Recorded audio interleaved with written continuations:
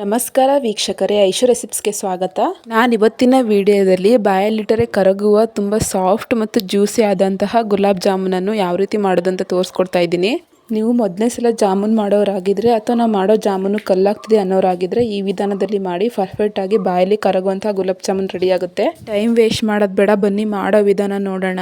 ಮೊದಲಿಗೆ ನಾನಿಲ್ಲಿ ಪಾನಕ ಮಾಡ್ಕೊಳ್ಳೋದಕ್ಕೆ ಒಂದು ಬಾಣಲೆಗೆ 2 ಕಪ್ ಅಷ್ಟು ನಾನು ಸಕ್ಕರೆನ ಸೇರಿಸ್ಕೊತಾ ಇದ್ದೀನಿ. ಒಂದು 300 ಗ್ರಾಮ್ ಅಷ್ಟು ನಾನಿಲ್ಲಿ ಸಕ್ಕರೆನ ಸೇರಿಸ್ಕೊಂಡಿದ್ದೀನಿ. ನಾವು ಯಾವ ಕಪ್ಪಲ್ಲಿ ಸಕ್ಕರೆ ತಗೊಂಡಿರ್ತೀವಲ್ವ ಅದೇ ಸೇಮ್ ಕಪ್ಪಲ್ಲಿ ನಾವು 2 ಕಪ್ ಅಷ್ಟು ನೀರನ್ನ ಸೇರಿಸ್ಕೋಬೇಕು. ಆವಾಗ ಪಾನಕದ ಕನ್ಸಿಸ್ಟೆನ್ಸಿ ಪರ್ಫೆಕ್ಟ್ ಆಗಿ ಬರುತ್ತೆ.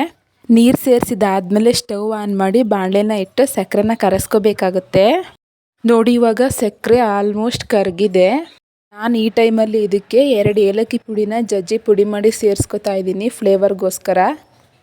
ಬೇಕಿದ್ರೆ ಇದ್ರ ಜೊತೆ ಕೇಸರಿ ದಳನೂ ಸೇರಿಸ್ಕೋಬಹುದು, ಬೇಕು ಅಂತಲೇ ಏನಿಲ್ಲ, ಕಂಪ್ಲೀಟ್ಲಿ ಆಪ್ಷನಲ್ಲು, ಇದ್ದರೆ ಸೇರಿಸ್ಕೊಳ್ಳಿ. ನೋಡಿ, ಇವಾಗ ಇದು ಕುದಿಯೋಕೆ ಸ್ಟಾರ್ಟ್ ಆಗಿದೆ. ಮೀಡಿಯಂ ಫ್ಲೇಮಲ್ಲಿ 2 ರಿಂದ 3 ನಿಮಿಷ ಚೆನ್ನಾಗಿ ಕುದಿಸ್ಕೊಳ್ಳಿ.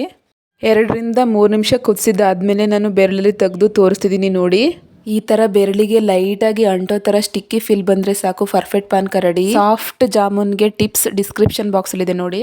ಈಗ ಪಾನಕ ಪರ್ಫೆಕ್ಟಾಗಿ ರೆಡಿಯಾಗಿದೆ. ಜಾಮೂನ್ ಉಂಡೆಗಳನ್ನ ಹಾಕೋವರೆಗೂ ಪಾನಕ ಬಿಸಿ ಆಗಿರಬೇಕಲ್ವ, ಅದಕ್ಕೆ ಪ್ಲೇಟ್ ಕ್ಲೋಸ್ ಮಾಡಿ ಇಡ್ತಾ ಇದ್ದೀನಿ.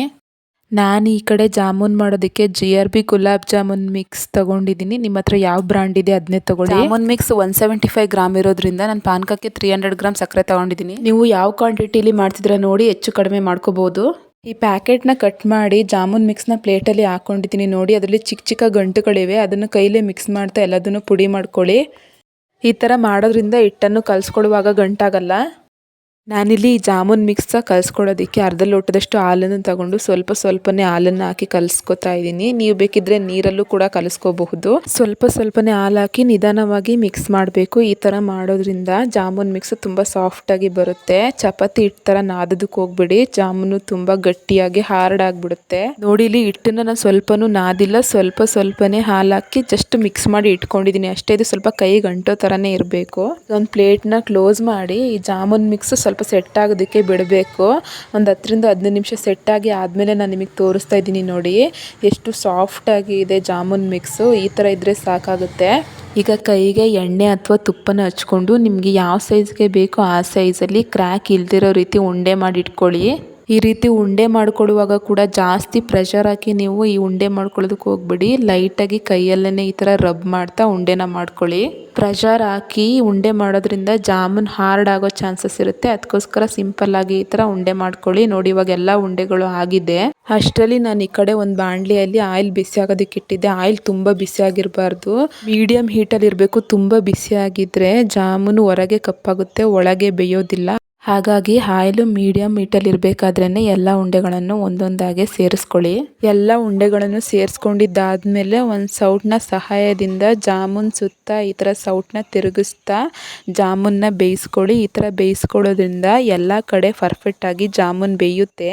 ಈ ಒಂದು ಟಿಪ್ಸ್ನ ಮರೆದೇ ಫಾಲೋ ಮಾಡಿ, ಆಗ ಜಾಮೂನ್ ಎಲ್ಲ ಕಡೆ ಪರ್ಫೆಕ್ಟ್ ಕಲರ್ ಬರುತ್ತೆ, ಒಂದೇ ಕಡೆ ಬ್ಲ್ಯಾಕ್ ಆಗೋದಿಲ್ಲ.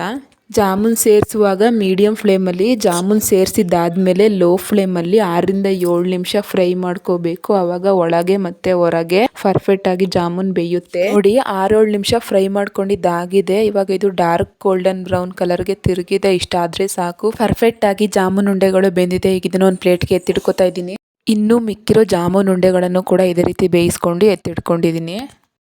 ಬೇಯಿಸಿರೋ ಜಾಮೂನ್ ಉಂಡೆನ ಪಾನಕಕ್ಕೆ ಸೇರಿಸುವಾಗ ಈ ಟಿಪ್ಸ್ನ ಫಾಲೋ ಮಾಡಿ. ಅದೇನಂದರೆ ಜಾಮೂನ್ ಉಂಡೆಗಳನ್ನ ಪಾನಕಕ್ಕೆ ಸೇರಿಸುವಾಗ ಪಾನಕ ಮತ್ತು ಜಾಮೂನ್ ಉಂಡೆ ಎರಡೂ ಕೂಡ ಲೈಟಾಗಿ ಬಿಸಿ ಇರಬೇಕು.